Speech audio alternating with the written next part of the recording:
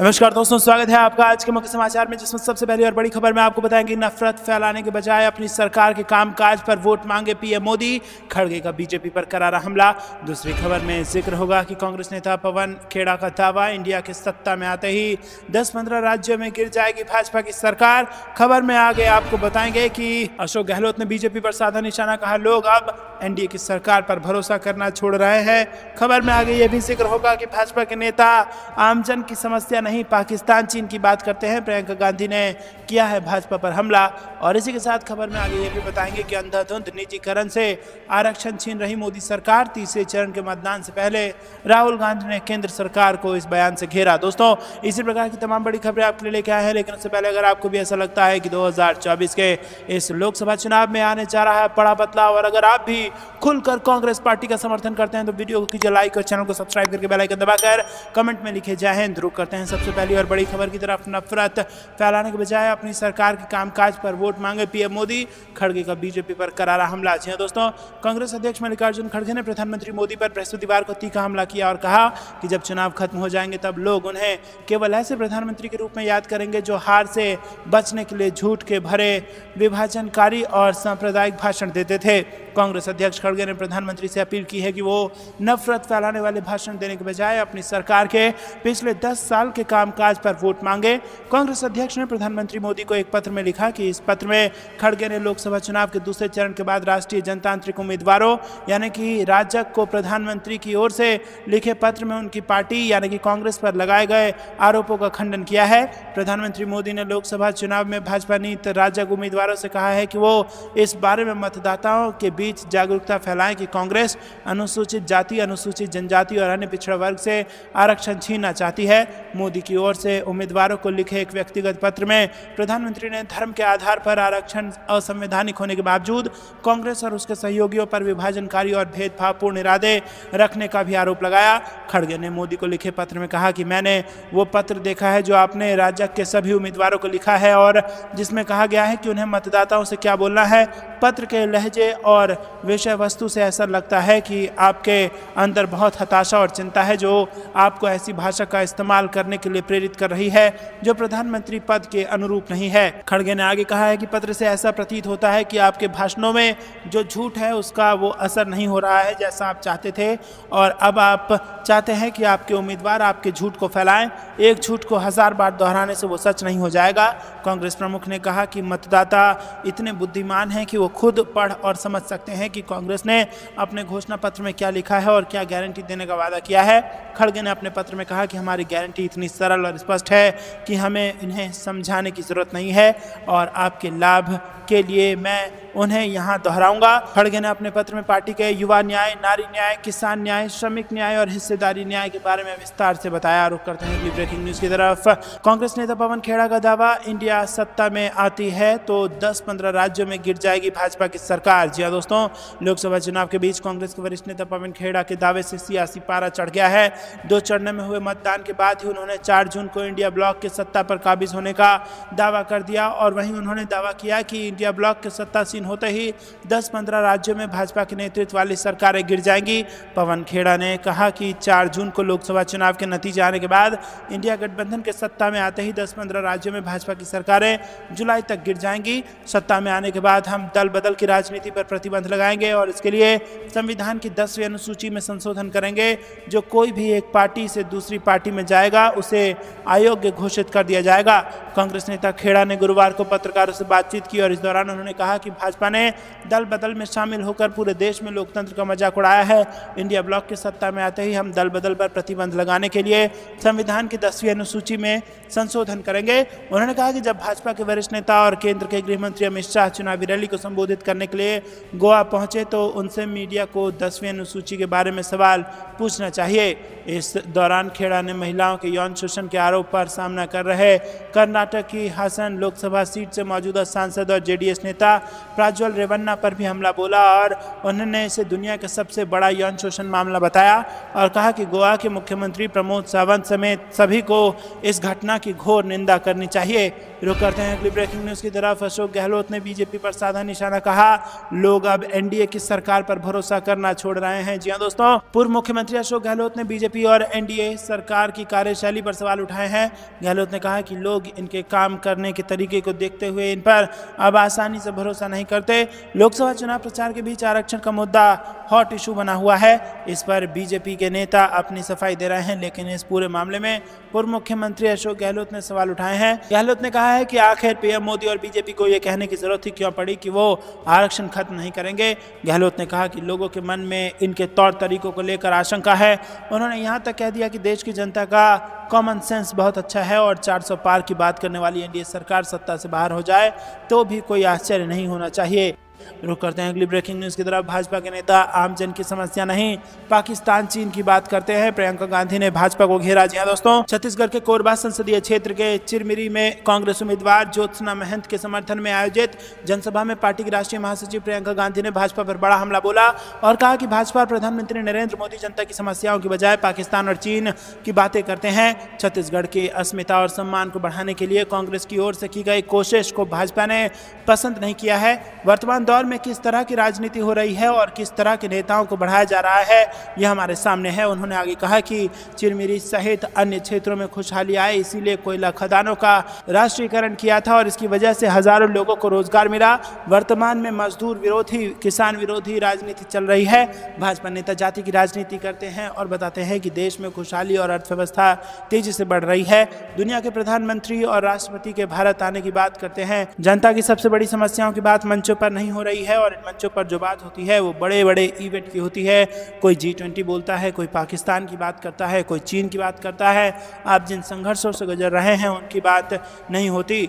रुक करते हैं अगली ब्रेकिंग न्यूज की तरफ। अंधाधुंध निजीकरण से आरक्षण छीन रही मोदी सरकार, तीसरे चरण के मतदान से पहले राहुल ने केंद्र को घेरा। जी दोस्तों, लोकसभा चुनाव के तीसरे चरण के मतदान से पहले कांग्रेस सांसद राहुल गांधी ने आरक्षण को लेकर प्रधानमंत्री नरेंद्र मोदी पर जमकर निशाना साधा है।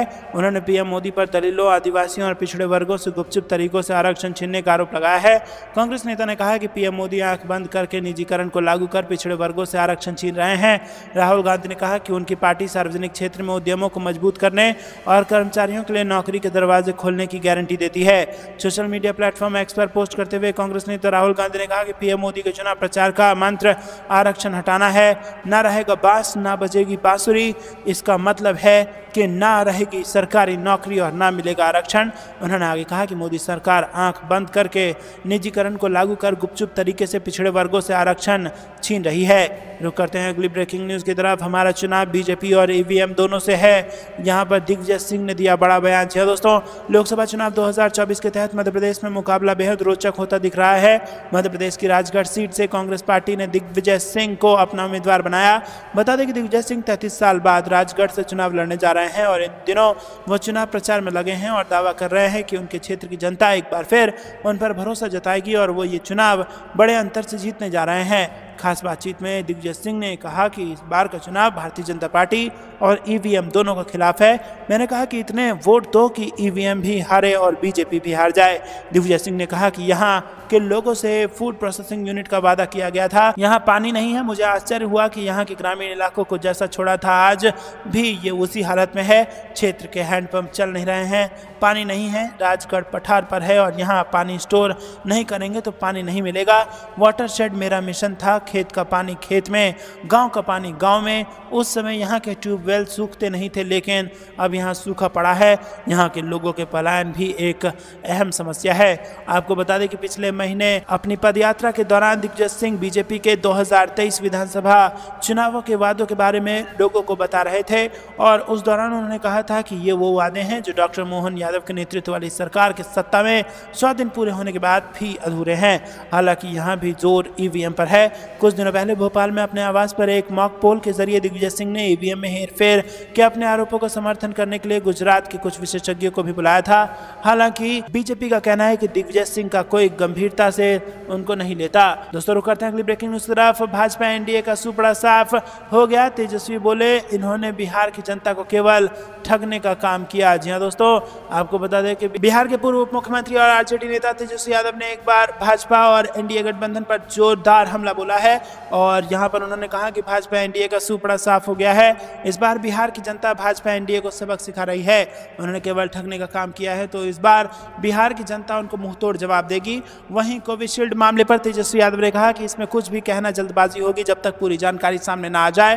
पहले और दूसरे चरण के चुनाव में वोटिंग प्रतिशत देरी पर आने पर उन्होंने कहा कि पहले तो हमें रात के 9 बजे तक आ जाया करता था। अगर इस तरह की बातें हो रही हैं तो चुनाव अधिकारियों को पूरी ट्रांसपेरेंसी रखनी चाहिए।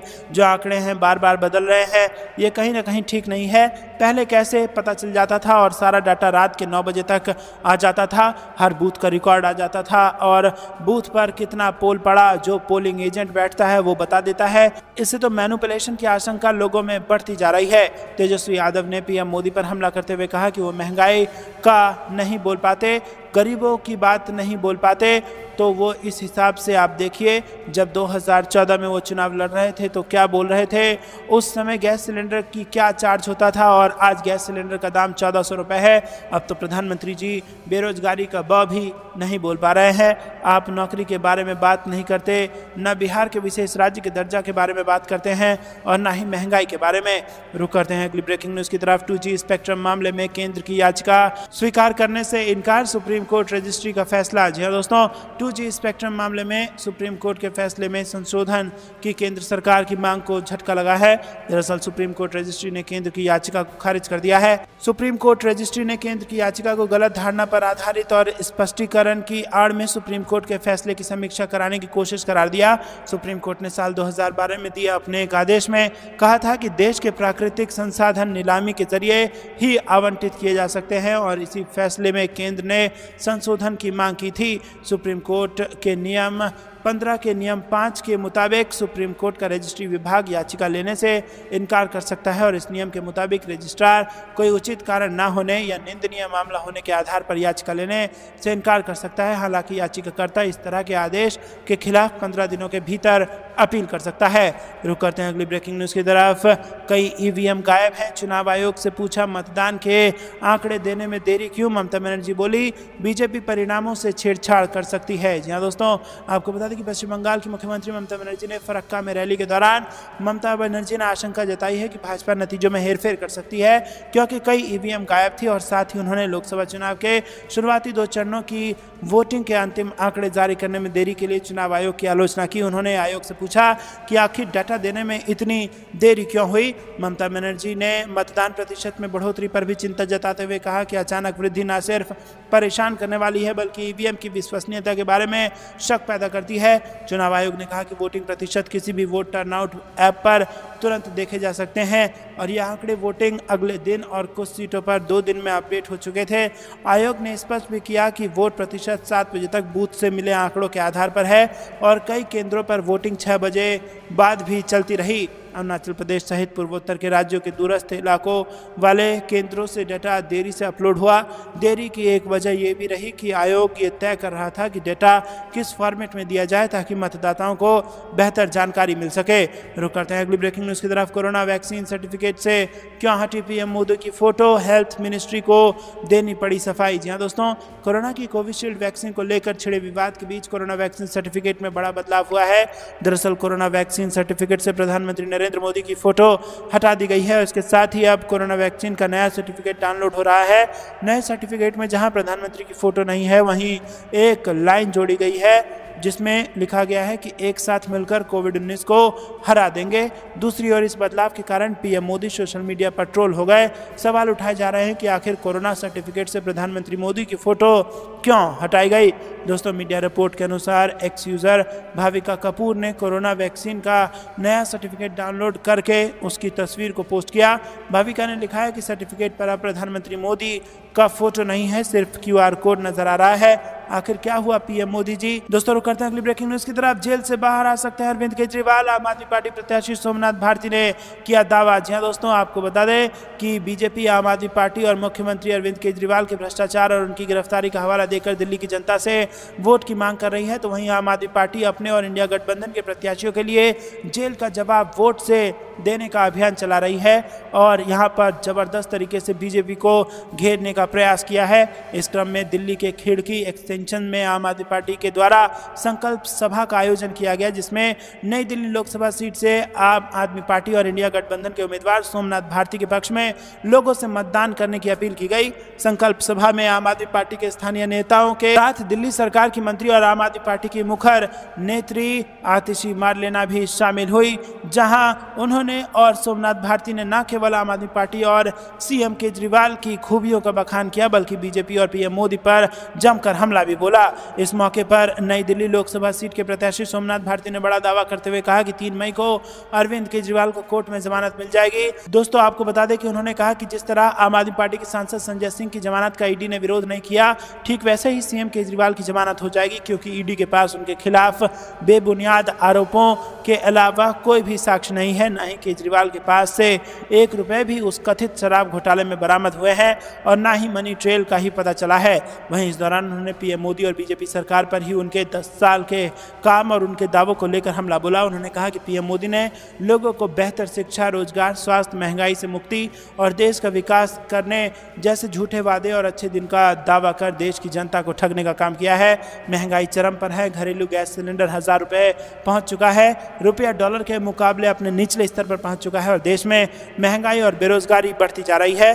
भारती ने कहा कि जब दिल्ली की जनता इस तानाशाह सरकार के झांसे में नहीं आने वाली है अब, और इस बार वो बीजेपी को इसका सबक सिखाएगी और जनता के लोकप्रिय मुख्यमंत्री को जेल भेजने का जवाब दिल्ली की जनता वोट से देगी और इस बार दिल्ली की सभी 7 सीटों पर इंडिया गठबंधन के उम्मीदवारों को जीत दिलाएगी। रुक करते हैं अगली ब्रेकिंग न्यूज की तरह। शरद पवार ने की पीएम मोदी की आलोचना, कहा प्रधानमंत्री का भाषण तथ्यों और वास्तविकता पर आधारित नहीं। जी हां दोस्तों, राष्ट्रवादी कांग्रेस पार्टी प्रमुख शरद पवार ने प्रधानमंत्री नरेंद्र मोदी की आलोचना की। बताया कि पीएम मोदी के भाषण तथ्यों और वास्तविकता पर आधारित नहीं होते हैं। मीडिया से बात करते हुए उन्होंने कहा कि प्रधानमंत्री जी बुनियादी मुद्दों पर कभी बात नहीं करते हैं। एनसीपी एसपी प्रमुख ने आरोप लगाते हुए कहा कि पीएम मोदी केवल जनता का ध्यान भटकाते हैं। रुक करते हैं अगली ब्रेकिंग न्यूज की तरफ। आरक्षण के मुद्दे पर मल्लिकार्जुन खड़गे ने पीएम मोदी को लिखी चिट्ठी। जी हां दोस्तों, आपको बता दें कि कांग्रेस के राष्ट्रीय अध्यक्ष मल्लिकार्जुन खड़गे ने आरक्षण के मुद्दे पर पीएम मोदी को एक चिट्ठी लिखी है और लिखा है कि भाजपा दावा कर रही है कि एससी एसटी ओबीसी से आरक्षण छीन लिया जाएगा और हमारे वोट बैंक को दे दिया जाएगा। हमारा वोट बैंक हर भारतीय है।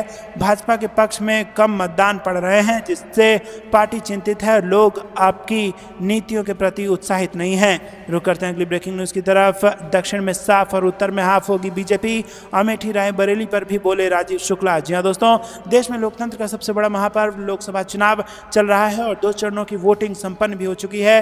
अब राजनीतिक दल का फोकस तीसरे चरण पर है और इस बीच कांग्रेस के वरिष्ठ नेता और राज्यसभा सांसद राजीव शुक्ला ने प्रेस कॉन्फ्रेंस कर भारतीय जनता पार्टी पर निशाना साधा। राजीव शुक्ला ने कहा कि यह सत्ता परिवर्तन का चुनाव है।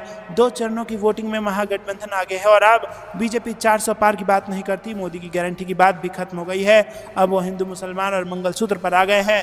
कांग्रेस ने अभी तक उत्तर प्रदेश की अमेठी और रायबरेली सीटों पर उम्मीदवार नहीं उतारे हैं। इसे लेकर राजीव शुक्ला ने कहा कि कांग्रेस केंद्रीय चुनाव समिति उचित समय पर उचित निर्णय लेगी। उन्होंने कहा कि अटल की भाजपा अलग थी, अब अटल और आडवाणी की फोटो नजर नहीं आती है।